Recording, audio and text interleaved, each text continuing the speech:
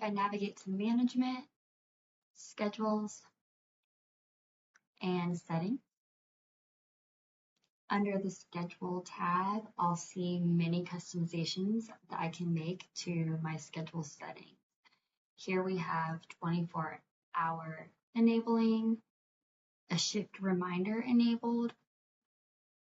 Right here, if we select yes for shift reminder, we can indicate how many hours prior to the shift start we would like the team member to receive that reminder.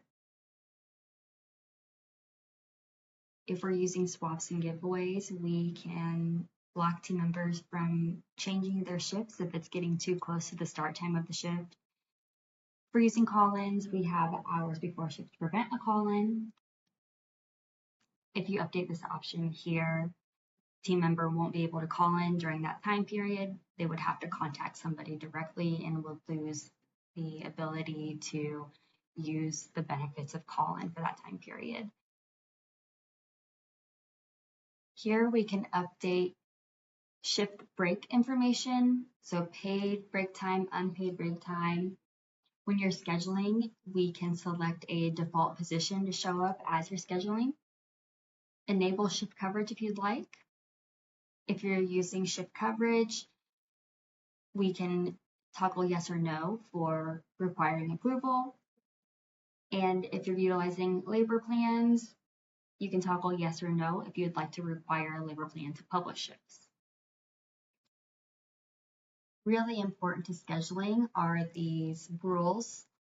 Shift overlap rule, you can indicate whether you would like to allow, warn, or block your schedulers from overlapping shifts. We also have availability conflict rule, time off conflict rule. First shift key holder rule allows you to allow or warn a scheduler if they aren't scheduling the first team member as a key holder. We have warn, allow, or block for min-max shifts and min-max hours. Make sure you're scheduling your team members within their thresholds. And then the same for max exception hours weekly and lifetime. If we scroll down further, we also have overtime configuration. Here's another rule to review. So overtime rule, allow, warn, or block. And then we have weekly hours before overtime and daily hours before overtime. Next, we have labor plan configuration. We'll start with these rules over here. So labor plan guidance rule and labor plan guidance rule daily. Select your rule here. We have labor plan guidance, upper and lower limit, and exception shifts enabled. Toggle yes or no. If you're using exception shifts, you'll want to provide your exception shift reasons in the field here.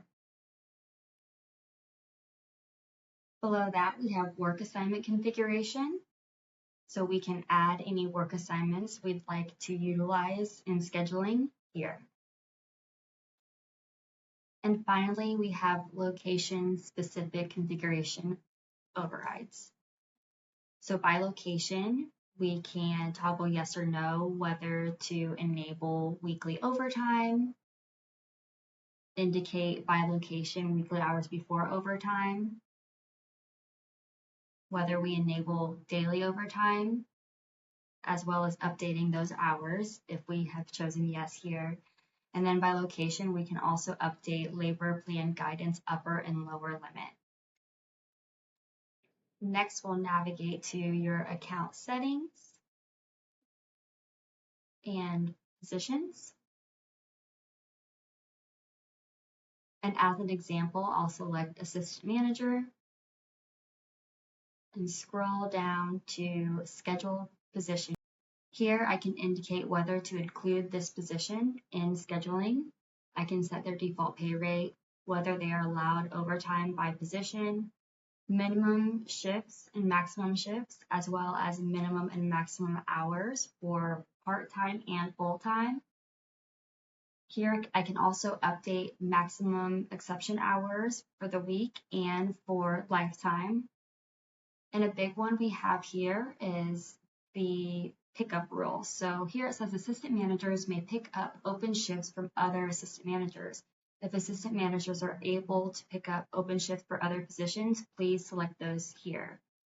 So I would select the additional positions that it's acceptable for my assistant manager to pick up for. After the shift is picked up, it would still require approval, but we can narrow down the positions that are eligible for the shift here.